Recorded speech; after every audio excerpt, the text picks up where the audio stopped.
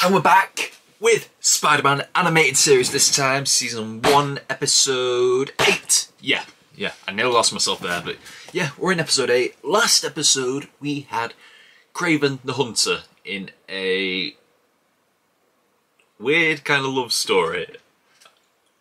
And then at the end of the day, after he's kidnapped Robbie, after he's tried beating up Spider-Man, after he's behaved kind of stalkerish, at the end of the day he gets the woman and he gets to go home in a happy ending. So yeah. So it was just all a bit weird, it was.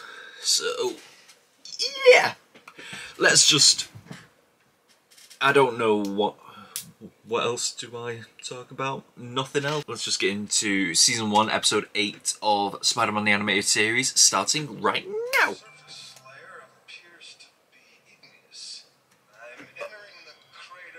Oh, I think I know this episode. I think I've seen this one before, but I don't remember it that much.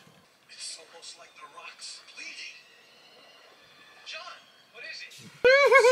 Promethium X. This new isotope is among the samples Colonel Jameson found on the newly discovered asteroid. Kingpin. Promethium X could be more powerful than plutonium. You're following this broadcast, I trust. Hanging on every word. And Smythe. Story of the year, and look where I am. And Eddie Brock as well. Oh, of course, Eddie Brock. I know what's coming.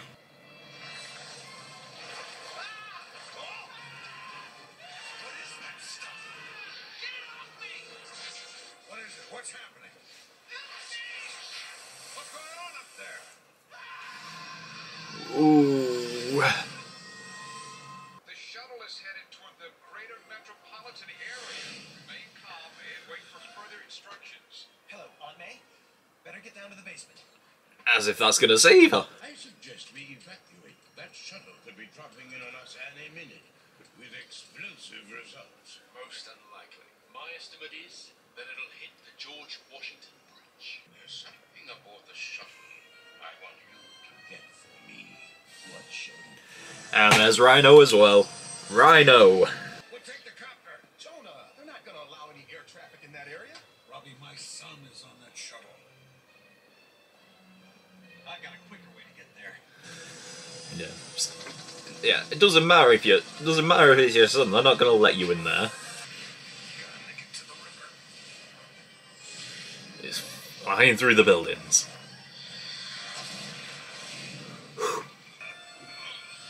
Oi! Yo, the bridge will be destroyed after that. Brock. Huh? Where did you come from? Jersey. Got a claim check for that bag? Check this. Where are you winning?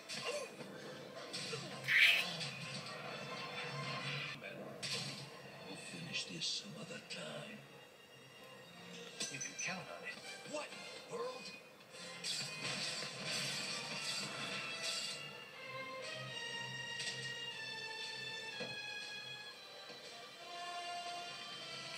Spidey saves publisher's son. Can't wait. Move, Spidey, move. Move. Ooh. Look, Tom, the bridge. Spider-Man. Spider-Man. What's he got to do with this? And of course JJ's gonna twist this. I saw Spider-Man stealing something from the shuttle, and I got the pictures to prove it right here. So he was here. Hudson River pollution. Rich, thick, creamy. Spider-Man robbed the shuttle. What? Spider-Man did it. I'm sure of it. So sure that I'm offering $1 million to anyone who brings him in. $1 million. Believe this. Now there's nowhere Spider-Man can run. At last he'll get what he deserves. Thanks, Aunt May. I needed that. Well, she's not a Spider-Man fan, is she? Here we go. Here we go. Well, I imagine... Well, Spider-Man 3 was reminiscent of this, but this I saw that first.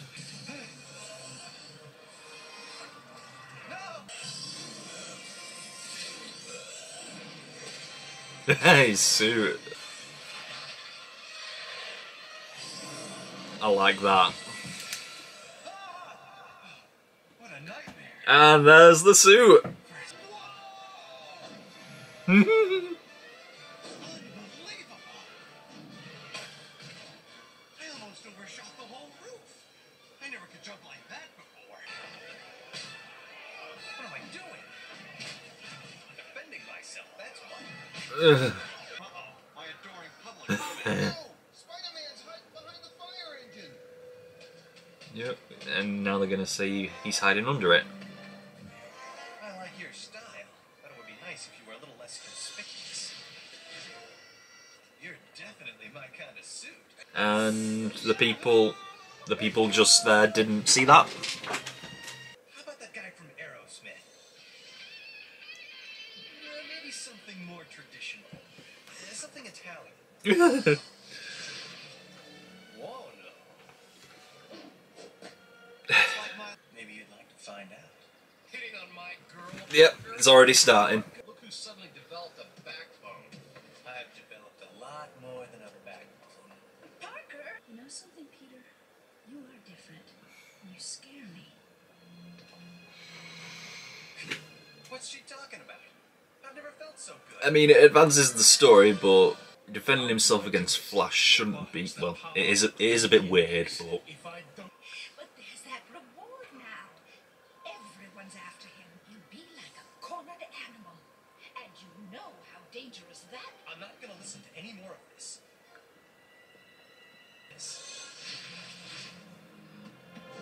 I do like. It's a lot easier than having to change into your suit. I gotta polish my horn.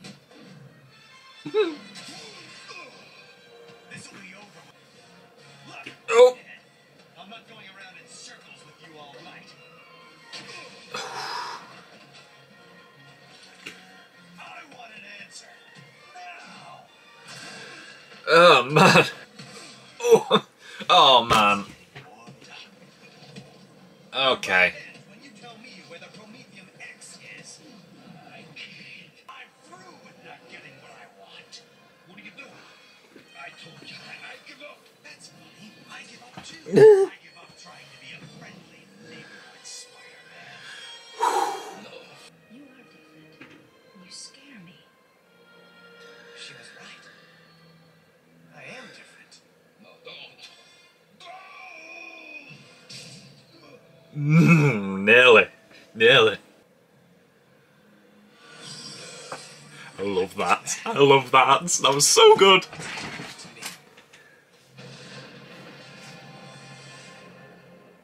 To be continued. It's a two-parter. I love it so much. Okay. Yes. Okay. I'll get this out of the way first. Because after I watched the last episode, my friend York told me, he informed me that the guy from Aerosmith is the one who does the guitar riff for the opening theme of this song, of this series. Like when I'm always saying like iconic guitar riff when I'm talking about the intro. Yeah, it was the guy from Aerosmith, and there was a reference to that in this episode when Peter was using the suit and he said, "What about that guy from Aerosmith?" And then it played a little clip of the song, like the guitar riff of the song for this series. Love that reference. Like I said at the beginning of this series, I have seen a few episodes of this show, but it was a long time ago and I don't remember much. This was one of them. This was one of those episodes. So I do know about the black suit, I do know that Venom is coming, and I do remember certain story beats. But like most of the dialogue and how everything went, I don't really remember. Like I knew that the black suit was going to show up, I knew that Rhino was going to show up, and obviously because of the story I know Eddie Brock was going to be involved. But I don't really remember most of the beats. And now, like I said, I watched this a long time ago. I was probably like, what, 10 years old?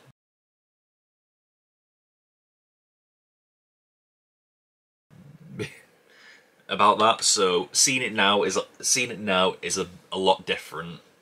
Like, I wouldn't say... Just, it makes a lot more sense to me. Because obviously when you're a 10-year-old, you're just here to watch Spider-Man action, but this story is about more than that. And York also include me into something else that's in this show, and that is that making me aware of the fact that Spider-Man does not punch anyone in this show. Anytime he's fighting someone, he's always restraining them with his webs, or he's picking them up and throwing them. He never punches anyone. In fact, I don't think I've ever seen anyone punch anyone in this show. Yeah, people get tackled and everything, but like Rhino was tackling Spider-Man in this episode, but nothing. And Spider-Man was throwing Rhino about, but no punching or kicking whatsoever. So we open the episode with John Jameson. We found him on an asteroid, and he's the one who discovers the Prometheum X, but also the symbiote that goes along with it. I mean, we've not called it the symbiote yet, but we know that's what it is. We just know that's what it is. So he found the rock, he found the Prometheum X. Well, he found the Prometheum X, he found the symbiote, and then they were on their way back to Earth with it. So the symbiote must have been attached to the rock when he grabbed it. Because it looks like he left most of it back on the asteroid. And then, for some reason, they decided to try and land this shuttle at a commercial airport in New York, of all places.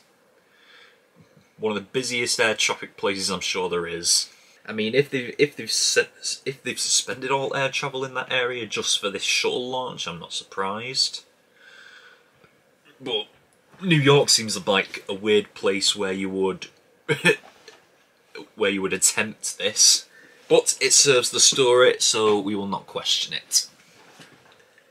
Meanwhile, Kingpin and Smythe are also listening in. They clearly want the Prometheum X and think it's, well, apparently it could be more powerful than plutonium. So, yeah, dangerous stuff, dangerous stuff. I can't remember if Spider-Man actually gets that back, the Prometheum X. Because right now, Kingpin and Smythe have it, but how does Spider-Man get that back? I can't remember if he does, actually. But, yeah. Eventually, shuttle crash lands after the symbiote starts wreaking havoc on the shuttle. Eventually, it lands on the George Washington Bridge. I'm sorry, but if a shuttle crash lands on a bridge, that bridge is going down. I don't care how strong it is. Surely that bridge must have collapsed if that was an actual shuttle crash on there. But we don't care. We don't care. Of course, Eddie Brock is out there as well. Stuck in traffic on the bridge. Just wanting to get the story again. Meanwhile, Rhino has been hired by Kingpin to grab the Prometheum X from the shuttle crash, and he arrives just before Spider-Man does, which then leads to a little fight where Rhino absolutely punishes him. Just throwing him about the place, but then again, Spider-Man doesn't exactly have the best advantage in a small space like that, and not to mention, similar with Scorpion a couple of episodes, Rhino is especially not that smart, so of course he's not going to worry about causing a lot of damage whilst inside a shuttle teetering on the edge of a bridge. But Peter, Spider-Man, he's got more sense than that. He's not going to start swinging about the place and causing a lot of damage, especially when those astronauts still need saving. So Rhino gets away with the Prometheum X while Spider-Man is saving the astronauts. But Brock is taking pictures of Rhino as he's running away. And then once Spider-Man goes back into the shuttle, I assume that's where he got the black suit. I assume that's where he got the symbiote on him when he went back into the shuttle. Shuttle falls into the river,